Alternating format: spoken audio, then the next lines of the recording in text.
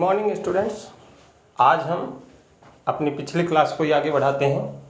पिछली क्लास में हम पढ़ रहे थे बाल मनोविज्ञान के अध्ययन का महत्व। इसमें हमने क्या क्या पढ़ा, एक बार रिवाइज करते हैं।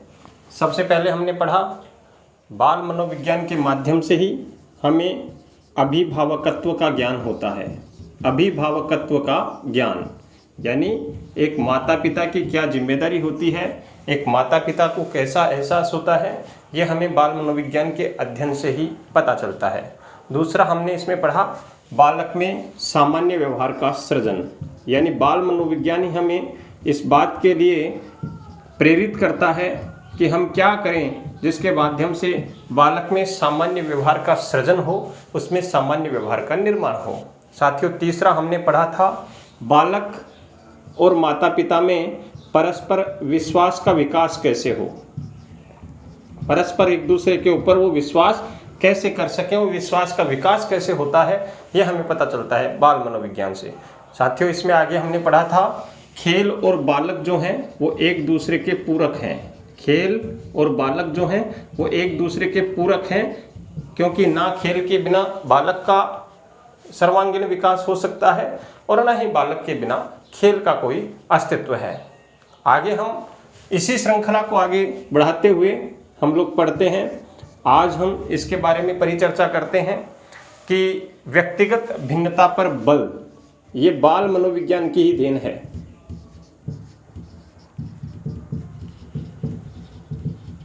व्यक्तिगत भिन्नता पर बल, इसका अभिप्राय क्या है? साथियों, इसका अभिप्राय ये है, हम सब जानते हैं जन्म लेने वाले दो बालक कभी भी एक जैसे नहीं होते हैं, उनमें भिन्नताएं होती हैं। हम कहीं दूर नहीं जाते हैं, अपने घर में देखते हैं। एक घर में जन्म लेने वाले अगर 3 बच्चे हैं तो वह तीनों बच्चे एक जैसे नहीं होते हैं। उनमें रंग रूप के आधार पर भिन्नता होती है, उनमें कद काठी के आधार पर भिन्नता होती है। यही नहीं, उनमें मानसिक रूप से जो क्षमता होती है, उनका जो मानसिक स्तर होता है, उसके आधार पर भी भिन्नता होती है। साथियों, हम एक क्लास में पढ़ाते हैं, एक अध्यापक एक क्लास में सभी बच्चों को एक ही तरह की टेक्निक, एक ही तरह के कौशल के माध्यम से पढ़ाता है, लेकिन जब परिणाम हमें प्राप्त होते हैं, कुछ बच्चे होते हैं प्रथम श्रेणी से उत्तीर्ण होते हैं, कुछ द्वितीय श्रेणी से, कुछ तृतीय श्रेणी से, और कुछ बच्चे ऐसे होते हैं जो फेल हो जाते हैं। ऐसा क्यों होता है? क्योंकि साथियों, उनमें व्यक्तिगत भिन्नता होती है, सब में सीखने की क्षमता अलग अलग होती है। ये बाल मनोविज्ञान है जो इस व्यक्तिगत भिन्नता के ऊपर बल देता है। अर्थात इसका महत्व क्या है? इसका महत्व ये है कि हमें ये पता चलता है कि बच्चा किस स्तर का है। सब एक जैसे नहीं हैं, सबका स्तर अलग अलग है। तो एक अध्यापक को बड़ा सहयोग करती है ये बाल मनोविज्ञान, ये जानने में कि अलग अलग क्षमता वाले बच्चों को किस प्रकार से, अलग अलग प्रकार से हम सिखा सकते हैं, अलग अलग प्रकार से हम उसे पढ़ा सकते हैं। ये बाल मनोविज्ञान है। आगे सामाजिकरण का ज्ञान।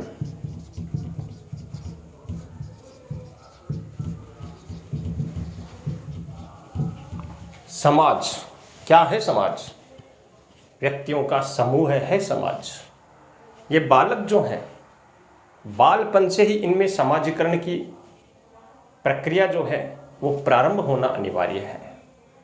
एक बालक में सामाजिकरण किस प्रकार से विकसित हो सकता है, एक बालक में समाज की भावनाएं किस प्रकार से विकसित की जा सकती हैं, ये हमें बाल मनोविज्ञान बताता है।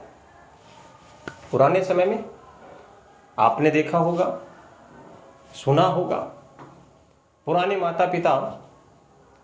समय के माता पिता बालक को बाहर जाने से रोकते नहीं थे, बालक झुंड बना करके खेलते थे। अब हम ये जाने कि सामाजिकरण का विकास कैसे होता है।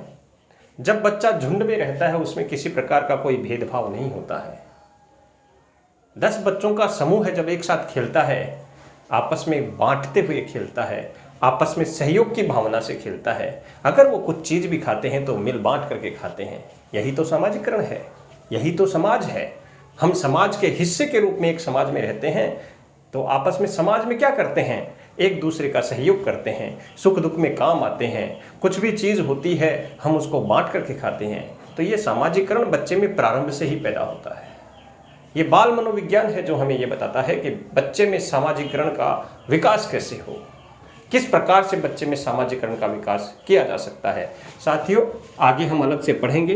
व्यक्तित्व जो है 3 प्रकार का होता है। एक अंतर्मुखी व्यक्तित्व,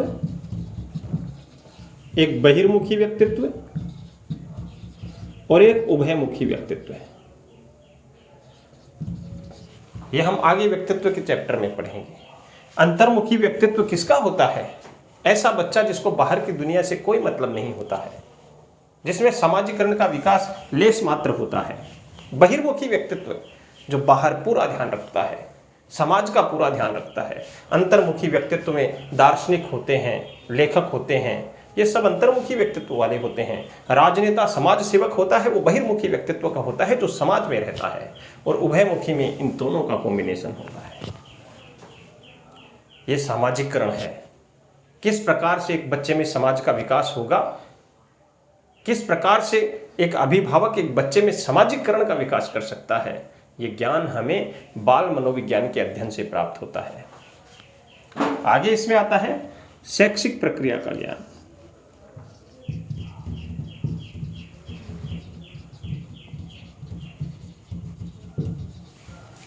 किस उम्र में बच्चे को स्कूल डालना है, किस प्रकार से उसको सिखाया जा सकता है, किस प्रकार से उसको पढ़ाना है, कैसे बच्चे को तैयार करना है कि हम जो सिखाना चाहते हैं वो उसको सीख सके, पूरी रुचि के साथ में सीख सके। ये सारी चीज़ें शैक्षिक प्रक्रिया आती है और बाल मनोविज्ञान इस शैक्षिक प्रक्रिया का ज्ञान करवाता है। इस बाल मनोविज्ञान के माध्यम से ही हमें इस बात का एहसास होता है कि बच्चे को कौन से स्तर के ऊपर कितनी चीज़ें और किस प्रकार से उनको बतानी है, किस प्रकार से उनको सिखाना है। इसके बाद में आता है बाल मनोविज्ञान के अध्ययन का महत्व है कि इससे हमें स्वास्थ्य का ज्ञान होता है। बालक का स्वास्थ्य 0 से यानी गर्भकाल से लेकर के और 12 वर्ष की आयु तक का जो बालक है, उस बालक के स्वास्थ्य का ज्ञान रखना, कैसे उसे स्वस्थ रखा जाता है, किस प्रकार से क्या करें, क्या खिलाएं, क्या पिलाएं, क्या प्रक्रिया करें जिसके माध्यम से बच्चा गर्भ में भी स्वस्थ रहे, जन्म लेने के बाद में भी स्वस्थ रहे और संतुलित रहे। हर माता पिता का उद्देश्य होता है बालक का सर्वांगीण विकास करना। और सर्वांगीण विकास के लिए जरूरी है कि बालक मानसिक और शारीरिक रूप से स्वस्थ हो। वो स्वस्थ कैसे रहे, वो स्वस्थ रहने का जो मंत्र है, वो स्वस्थ रहने का जो ज्ञान है, वो ज्ञान हमें बाल मनोविज्ञान के माध्यम से चलता है। इसके बाद में बाल मनोविज्ञान का अगला महत्व है विकास की अवस्थाएं होती हैं, उनका ज्ञान। विकास की अवस्थाओं का ज्ञान। बाल मनोविज्ञान का अध्ययन किए बिना हमें ये पता ही नहीं चलता कि विकास की भी अवस्थाएं होती हैं। गर्भावस्था, शैशव अवस्था, बाल्यावस्था, किशोरावस्था, ये बाल विकास की अवस्थाएं हैं। और वो बाल मनोविज्ञान ही है जिसके माध्यम से एक बच्चे में कौन सी अवस्था में कितना विकास होता है, किस प्रकार का विकास होता है, ये सारी चीज़ों का जो ज्ञान है वो साथियों बाल मनोविज्ञान के अध्ययन से चलता है। बाल मनोविज्ञान के अध्ययन से ही हमें ये पता चलने लगा है कि बच्चा गर्भकाल में माँ की आंखों से देखता है, माँ के कानों से सुनता है और माँ के मुख से खाता है। यानी जैसा परिवेश माँ बच्चे को गर्भ में प्रदान करवाती है, बच्चे का विकास भी उसी प्रकार का होता है। उसके बाद में बच्चा जन्म लेता है। जन्म लेने के बाद में माँ की गोद में वो रहता है।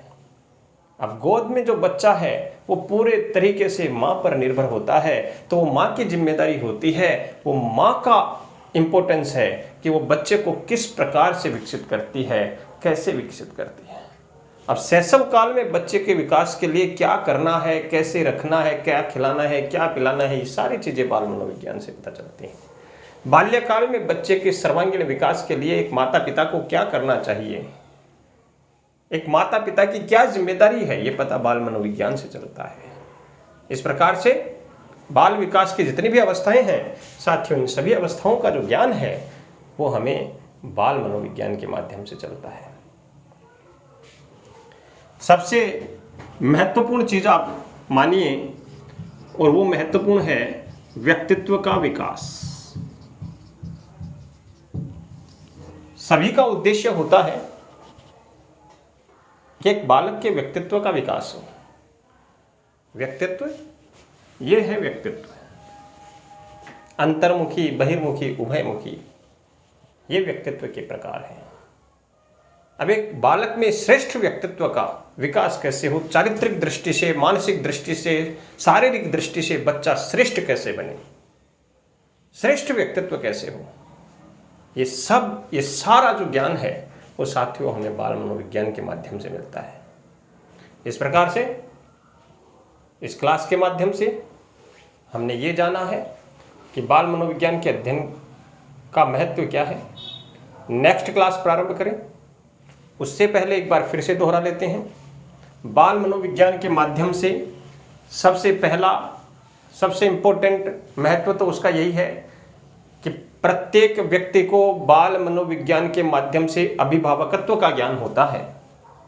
एक अभिभावक की जिम्मेदारी, एक अभिभावक के एहसास का ज्ञान होता है। दूसरा, एक बालक को सामान्य व्यवहार में कैसे बदलें, एक बालक में सामान्य व्यवहार का विकास या सृजन कैसे करें, ये ज्ञान बाल मनोविज्ञान के माध्यम से होता है। साथियों, माता पिता और बालक में आपस में भरोसा होना बहुत जरूरी है, विश्वास होना बहुत जरूरी है। इस विश्वास का विकास कैसे किया जा सकता है, ये ज्ञान हमें बाल मनोविज्ञान से मिलता है। बालक के पोषण का ज्ञान हमें बाल मनोविज्ञान से मिलता है कि बालक को संतुलित भोजन किस प्रकार से, किस उम्र में कैसे करवाएं, या बाल पोषण कैसे हो, ये ज्ञान हमें बाल मनोविज्ञान से मिलता है। खेल और बालक एक दूसरे के पूरक होते हैं साथियों, दोनों का एक दूसरे के बिना कोई अस्तित्व नहीं है।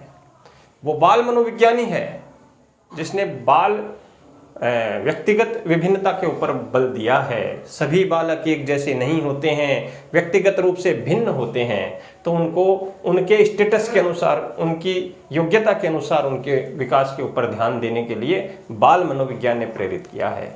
सामाजिकरण का ज्ञान बाल मनोविज्ञान के माध्यम से होता है, स्वास्थ्य का ज्ञान बाल मनोविज्ञान के माध्यम से होता है। किस प्रकार की शैक्षिक प्रक्रिया किस उम्र में होनी चाहिए, ये ज्ञान हमें बाल मनोविज्ञान से होता है। विकास की अवस्थाओं के बारे में साथियों हमें कुछ पता नहीं होता, जब बाल मनोविज्ञान पढ़ते हैं तभी हमें पता चलता है कि गर्भावस्था होती है, शैशव अवस्था होती है, बाल्यावस्था होती है और किशोरावस्था होती है।